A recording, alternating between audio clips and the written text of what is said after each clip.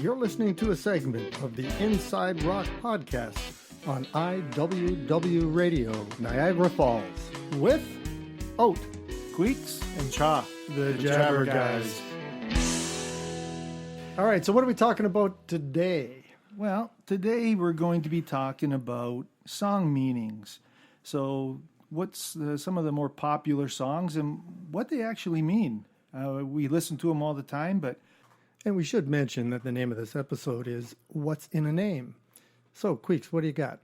The one that really, that I like was the Dolly Parton song. And, you know, I say the Dolly Parton song, but Whitney Houston actually made it super popular, and I think you probably know what I'm talking about now. I Will Always Love You. I love you too, man. Yeah. I wasn't talking to you guys. Oh, okay, sorry. Yeah, so I Will Always Love You. That story's really cool. Do you know why she wrote that song? No, let's be clear, though. Dolly Parton, it's her song. She wrote it. Oh, yeah. And she owns it. It's her signature song. Okay. She calls that her signature song. That's the song she's most proud of. Okay, so where'd it come from? Well, she actually wrote it for a guy named Porter Wagoner. So when Dolly was first starting out, it was back in 1967, Porter Wagoner recruited her for his TV show. And it was a big break for Dolly Parton to get on his show. And she was with him for 7 years. It's a long time. As the show went on, and the longer she stayed on the show, the ratings got better and better, and Dolly Parton was starting to get the spotlight over Porter Wagoner. It was his show. Geez, I wonder why. Yeah, no kidding. I can think of two very good reasons. That's for sure. So at some point, Dolly Parton, you know, she wanted to go and do something on her own because her popularity was getting bigger than that show. So she wanted to do something on her own, and Porter Wagoner didn't want her to leave. And he was the boss. He was very clear. You know, he was the boss. He wrote the paychecks, and he always tried to talk her out of leaving the show. And so Dolly Parton, you know, wrote that song pretty much as a farewell song to Porter Wagoner. She sang it to him on the show, and so that's when she decided to leave. Wow. Yeah. And like I said, she that's her song. Like, she didn't want to share that at the time with anybody. It's a great song. It's a great song. But strangely, Elvis Presley, and it was, you know, pretty popular at the time as well, and he wanted to sing that song. His producers approached Dolly Parton and said, "We want to buy the rights to your song. Obviously, getting Elvis to sing one of your songs would be huge. That'd be exactly. But she said no. She would not sell the rights to that song. Good for her. Yeah, that was a big deal at the time. I mean, she wasn't nearly as popular as she became later. So, yeah. And the funny thing is, Elvis Presley, when he was divorcing Priscilla, that was in 1973, I believe their divorce was final. Even though he wasn't able to sing the song professionally, in the divorce court, when the divorce was final and Priscilla was walking out of the courtroom, Elvis Presley sang "I Will Always Love You" to her as she was leaving. Ooh, so he got it in. He got it in, yeah. That's good. Yeah, that's good. Cool. Now, what did Dolly think of Whitney Houston's version? Well, you know what? She said, there's a documentary. I don't know if you guys have seen it yet. It's called Here I Am on Netflix. It's a really good documentary. She actually said that, you know, Whitney Houston took that song to a different level. She's very humble, and she admitted that. She said she didn't know that her song could sound that good. And Whitney did take it to another level. She did. You just get chills listening to her sing that song. Oh, absolutely. So, yeah, Dolly Parton also said, and she made me very rich. So, yeah, she did pretty well with that. You were going to talk to me about Buddy Holly. I was going to talk to you about Don McLean. Don McLean wrote a 8-minute epic song called American Pie. About Buddy Holly. Well, it's about the day the music died, and that's right. And that was in February 3rd, 1959. That's when their plane crashed. When you say they, it was Buddy Holly, J.P. Richardson, the Big Bopper, and Richie Valens. La Bamba, that's right. He was only, I think he was 16? Was that how old he was? 16. He was young. Yeah. Look at his face. You go back to his Google. You got to Google that again? No. Don't be throwing out shit like that you don't know. I think he was 16. Look at me like and saying, He was 16. was he 16? Looking at me like, how the hell do I know? He was It's your, 16. it's your story. Well, there's been some controversy over that story because, before they got on that fatal plane crash, and you know where they were flying to? They were going to Fargo, North Dakota, to their next gig, and it was bad weather, and some rumor has it that there was a coin toss. Waylon Jennings was hired to be the bass player, along with another guy, Alsop, his name was, but they've debunked that it really wasn't a coin toss. That it was J.P. Richardson had the flu and he was really sick, and they were supposed to go in a bus along with Richie Valens, and Buddy Holly had chartered the plane for Alsop and Jennings to fly to Fargo, and because J.P. was so sick, he asked Alsop if he could have his seat on the plane because he didn't want to ride in the bus because the bus kept breaking down. They were having a lot of trouble with the bus. And Richie Valens did the same. So there was really no coin toss. So apparently. it's because the Big Bopper was sick. That's right. So, yeah, because the rumor was there was a coin toss. They flipped a coin. Waylon Jennings flipped a coin. See, that's more dramatic. With Maybe that's why they Richie did it. Valens. Richie Valens won the toss. He got on the fatal He flight. won or he lost? Well, he lost he really ultimately, lost, right? yeah. But what was true is that when Jennings was going to get on the bus,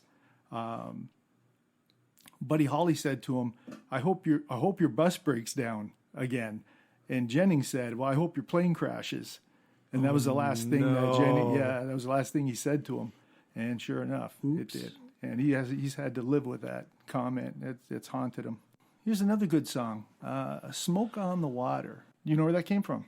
Didn't a building catch on fire? And It was a building. Yeah, it was a building. It was a casino. So the band was in Montreux, Switzerland. The band, Yeah, meaning Deep Purple. Deep Purple. Yeah, okay, yeah. I hadn't even mentioned that yet. Yeah. I mean, if you don't know who does "Smoke on the Water," stop listening because Yes. that's classic, right? But the band Deep Purple was in attendance at this concert by Frank Zappa and the Mothers of Invention, and they were playing first, and they were going to go on next night. But behind Gillan from Deep Purple, some guy fired off a flare gun in this casino inside. It was an indoor show, and hit the roof, and the place caught fire and burned to the ground. Now, you know the lyric, "Some stupid with a flare gun burned the place to the ground." So that's exactly what happened in Montreux, Switzerland. You imagine being that guy? That'd be great. Like, I was the guy in the song with the flare gun. That'd be great. That's great. Yeah. That's what you got from that story. That's interesting. You're warped. Oh, really? Is he still alive, I wonder? Like, why isn't he on? I wonder if you search him. Search the guy with the flare gun. Some stupid? Some stupid with a Some flare gun. stupid with a flare gun. I just Googled it, and I Googled "some stupid with a flare gun" as per the lyric, and the guy's name is Zdeněk Spica, Czechoslovakian guy. We'll post the article on our Facebook, so take a look. There's an article there on this guy. But he's never been caught, right? No, he's never been prosecuted for that. Still on the run. Yeah. Stupid with a flare gun. Burn the place. But there's the more to ground. that story, though. There's more to that story. Do tell. So they were supposed to start recording Machine Head. Now, Machine Head's that's one of my favorite albums, 1972. So they were going to use that venue to start recording Machine Head. And they were short one track. I guess they had, because they couldn't record where they were supposed to at the casino, they ended up recording in a hallway at the Grand Hotel in Switzerland. They set them up in this hotel, and they used the Rolling Stones mobile recording studio, ran the cables up into this hallway, and had to record some of Deep Purple at the Grand Hotel in this hallway. Isn't that wild? Wow. And they were short one track. Their producer said, we're short one track. So Ritchie Blackmore wrote the riff for Smoke on the Water and used the inspiration from that fire and the smoke on the smoke on the water outside the casino, and they came up with Smoke on the Water as the last track, as a fill-in, as a desperate attempt just to make up the time for this album. And it was the most popular track on that album. Pretty much. But yeah, so that's where Smoke on the Water came from. Well, you know what? Black Friday's coming up next month. Black Friday, that's a song by Steely Dan. And quite frankly, that's not what inspired them to write Black Friday. This is well before the shopping holiday even came along. When you're done your story, your information piece, can I please tell you where they got the band name from? Oh yeah. Yeah, okay, go ahead. Go ahead, sorry. Yeah, I can't wait to hear this one. Yeah, for sure. It's actually about an investment ploy. Okay, I can't wait. It's a steam-powered dildo.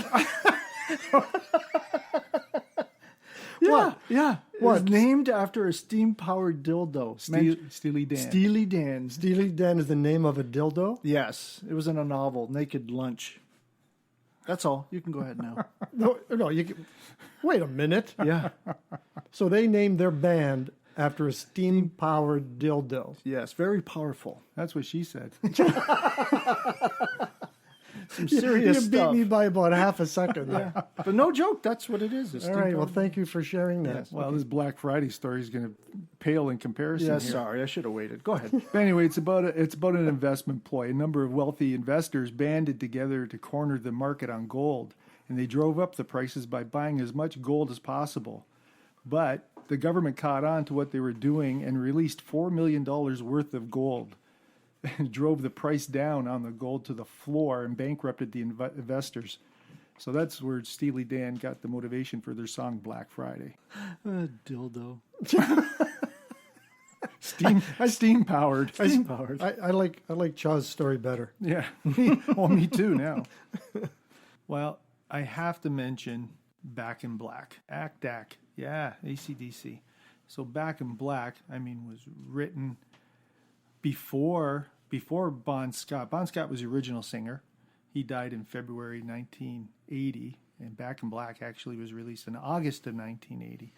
But for obvious reasons, I guess Back in Black was written as a tribute to Bon Scott, that they're back and they're not going to let anything stand in their way. It's a tribute song to Bon. Remember the rumor that Axl Rose was going to front them? He was going to be the front man when Brian Johnson stepped out. Sweet Child of Mine. Yeah. Oh, my glad they didn't follow through with that. What's Mary, not an Axl Rose fan? No, I'm not. Okay. All right. Like, you know what? Guns N' Roses, he's the voice of them. Great, that's great.